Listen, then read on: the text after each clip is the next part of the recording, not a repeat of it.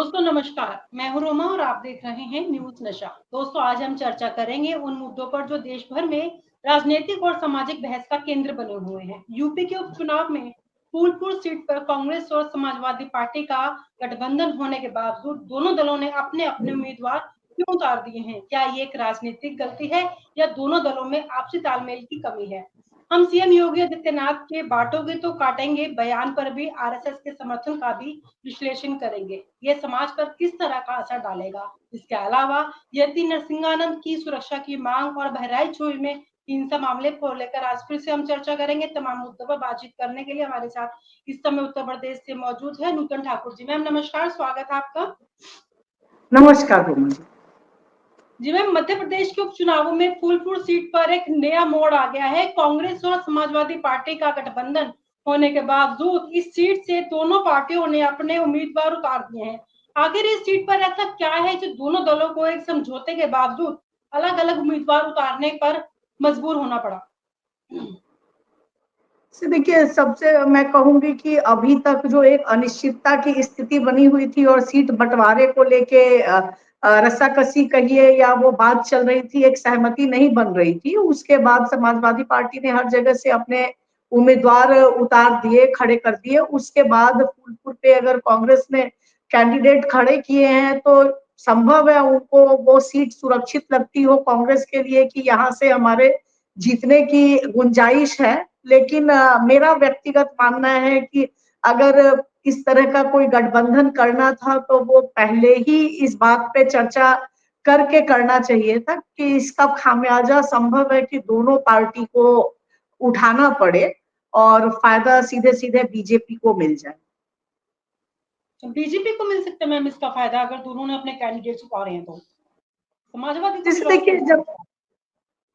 जैसे चुनाव के दौरान जो भी कैंडिडेट्स अगर वोट बंटने की बात आती है तो कुछ जो वोट बैंक हैं वो समाजवादी पार्टी को भी वो वोट जाते हैं जो कांग्रेस को जाते हैं। अल्पसंख्यक वोटों की बात अगर करी जाए तो इस बार बीजेपी ने भी जो कैंडिडेट्स उतारे हैं वो कास्ट कंपोजिशन और पीडीए फॉर्मूले को काटने की रणनीति के तहत भी उस हिसाब से अपने कैंडिडेट्स उतारे हैं। तो जहां भी वोट अगर कटने की बात आती है तो निश्चित रूप से उसका फायदा तो विपक्षी पार्टी को ही जाता है।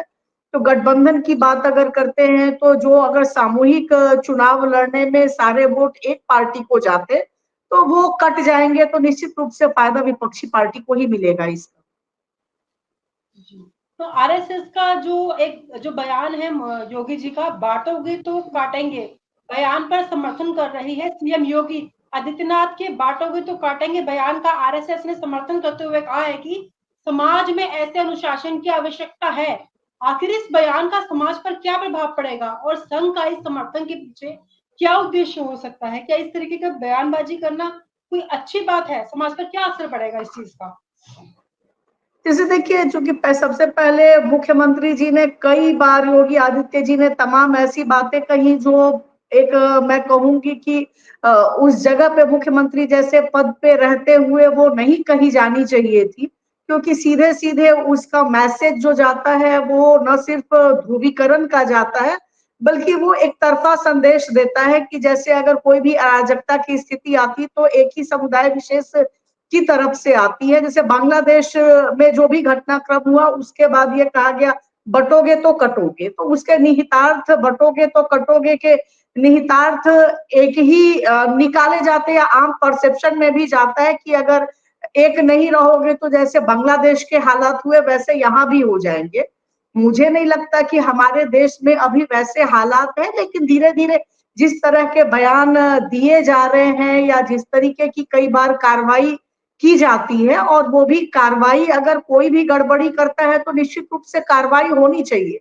लेकिन अगर उसको आप इस तरह का मैसेज अगर देते हैं कि एक समुदाय विशेष ही खराब है और वही ऐसी अराजकता की स्थिति पैदा करता है, तो अब जैसे बहराइच में ही दंगा हुआ तो तमाम चीजें जो अब निकल के आ रही हैं तो उससे तो ये दिख रहा है कि हमारे हिंदू तरफ से भी कोई कम अराजकता नहीं फैलाई गई थी। हिंदू जो वहां प्रशासन ने हिंदू पक्ष मुस्लिम पक्ष की बात कही तो शुरुआत हुई।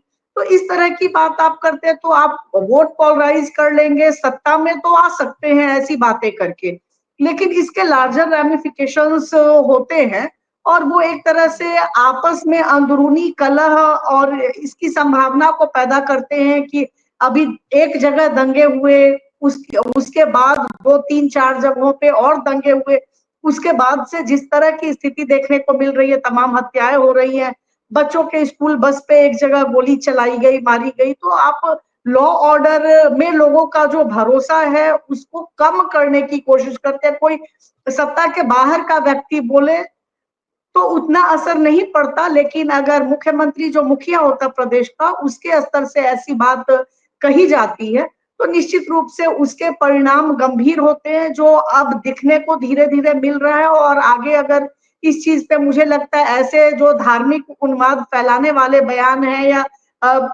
सफाई देने को, कल को कह सकते हैं कि हमारा आशय वो नहीं था, हम तो कुछ और कहना चाह रहे थे, कुछ और कहे, लेकिन पब्लिक वो हर एक के नॉलेज में है कि वो जो कहा जा रहा है वो किस लिए कहा जा रहा है, और जिनको मैसेज देना है वहां तक वो मैसेज पहुंच भी रहा है। तो जब तक किसी भी वर्ग को अगर आप खुली छूट दे देंगे उस तरह से, तो उसके अराजक परिणाम ही होंगे। फिर ये बात कहना कि जो अराजकता फैलाएगा हम सख्त कार्रवाई करेंगे, तो अराजकता अगर दोनों पक्ष की तरफ से हो रहे हैं तो कार्रवाई भी बराबर होनी चाहिए, जो रूल ऑफ लॉ की बात कही जाती है। और जब ऐसी बातें शासन सत्ता में बैठे हुए लोग बोलते हैं तो निश्चित रूप से उसका खामियाजा पूरे समाज को भुगतना पड़ता है, और जो बेकसूर जनता है लास्ट में खामियाजा भी वही भुगतती है और मारे भी वही लोग जाते हैं। तो पब्लिक को भी इस चीज को मुझे लगता है समझने की जरूरत है कि अपने सत्ता में बने रहने के लिए जो लीडर्स हैं इस तरह के बयान देते हैं, उनके झांसे में ना आए, बल्कि उसका विरोध करें कि इस तरह की जो बातें कही जाती है तो उसका हमारे सामाजिक सौहार्द पे भी बहुत असर पड़ता है और इससे बचा जाना चाहिए। मैम, जैसे अभी आपने बहराइच की बात की, तो आमतौर पर त्योहारों की सूचना थाने में बकायदा रजिस्टर में दर्ज की जाती है, लेकिन 13 साल से ऐसा नहीं हुआ, क्योंकि बहराइच का ही मामला है जो 13 साल से रजिस्टर में एंट्री भी नहीं हुई। और कहते हैं ना कि बहराइच की जो घटना हुई है मूर्ति विसर्जन की, इसकी भी एंट्री होनी चाहिए थी, उसकी आज पूरी छानबीन हुई है, तो ये रिजल्ट निकल कर आया है। मतलब किस तरीके से हमारी प्रशासन काम कर रही है, जो त्योहार होने वाले हैं, जो फेस्टिवल आने वाले हैं, उसकी कोई एंट्री ही नहीं है। इससे पहले भी मुद्दे रोज ना रोज इस मुद्दे पर कोई ना कोई खबर रोजाना निकल कर आती है, और आज ये खबर निकल कर आई है। इस पर क्या कहेंगे आप? क्या लापरवाही कहेंगे? इसका जिम्मेदार कौन है? इस देखिए, मैं कहूंगी कि इसका जिम्मेदार भी हमारे शासन में बैठे हुए लोग ही हैं, जो इस तरह की बात करते हैं और मैसेज देते हैं कि एक पक्ष तो बहुत ही शांति प्रिय है और वहां से तो ऐसी कुछ घटना हो ही नहीं सकती है। सीधा सीधा मैं उस जो परसेप्शन बिल्डिंग की बात है उसको ये कहूंगी, नहीं तो पहले भी शासन में कम से कम 2 त्योहार में तो वो रजिस्टर में भी दर्ज होते थे, रूट भी तय होता था जुलूस का, दुर्गा मूर्ति विसर्जन का बात हो, दुर्गा पूजा का, या फिर मुहर्रम जुलूस।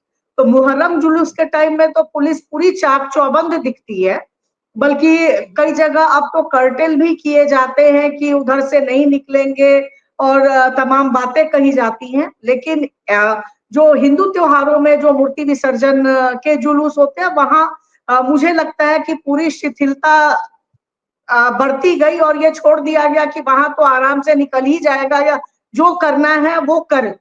मैं इसको इसी रूप में मानती हूँ, क्योंकि हमेशा से जो एक शासन में परंपरा बनी चली आ रही थी कि जब भी मूर्ति विसर्जन के दौरान पहले भी इस तरह की घटनाओं की संभावना रहती थी रूट को लेके, तो जब तक सारे मूर्तियों का विसर्जन नहीं हो जाता था, प्रशासन ऐसे रूटों को चिन्हित करके जहां स्कर्मिश की संभावना हो दुगुनी तेजी से नजर रखती थी। आज टेक्नोलॉजी इतने बढ़ गए हैं, ड्रोन कैमरे से निगरानी की बात कही जाती है, उसके बाद भी अगर खुली छूट दे दी गई और अब तो बहराइच हिंसा की ही बात की जाए तो जिस तरह की तमाम बातें निकल के आ रही हैं, तो वहां तो ऐसा लगता है कि शायद वहां के शासन ने कभी प्रश्रय रहा हो कि ठीक है जो करना, जो एक न्यूज़पेपर के ही स्टिंग ऑपरेशन में जो चीजें निकल के आई हैं, तो उससे तो ये लगता है कि ऐसा तो नहीं कि ये एक सोची समझी रणनीति के तहत बढ़ावा दिया गया इस चीज को। तो और तमाम बातें जो निकल के आ रही हैं तो वो यही इंगित करती है कि एक वर्ग को अगर आप कुछ भी करते हैं तो उसके तहत छूट है, और उसके बाद भी आप फिर सीधे एक दूसरे वर्ग विशेष पे आप दोषारोपण कर दीजिए कि सारी हिंसा तो उधर से ही हो रही है, जबकि शासन में बैठे लोगों को न्यूट्रल रहने की जरूरत है। कहीं भी अगर कुछ होता है तो जिसने भी गड़बड़ी की है दोनों पे समान कार्रवाई होनी चाहिए। अभी उस हद तक वो आज भी दिखने को नहीं मिल रहा है कि एक्चुअल में क्या कार्रवाई हुई, कितने लोग अरेस्ट हुए, क्या, तो उन चीजों को भी शासन को पब्लिक के नॉलेज में लाना चाहिए। सिर्फ ये कहना कि इतना तो समझ में आया कि कुछ लोगों को पकड़ा गया, इनकाउंटर किया गया, लेकिन बाकी जो हिंसा में शामिल थे, जिन्होंने जिसके घर पे चढ़ के झंडा लहराया फहराया, वो भी क्राइम है। उस पे भी उसी तेजी से एक्शन होना चाहिए था, जो वैसा दिखता नहीं है। शासन को इस पूरे मामले में किस पे क्या एक्शन हुआ, क्या लिया गया, उन चीजों को भी सामने लाना चाहिए, ताकि कोई भी वर्ग विशेष का व्यक्ति हो, इस तरह के जो मॉब हिंसा, मॉब लिंचिंग, भीड़ में समूह में जो हिंसा करने की प्रवृत्ति होती है, तो उससे डरे।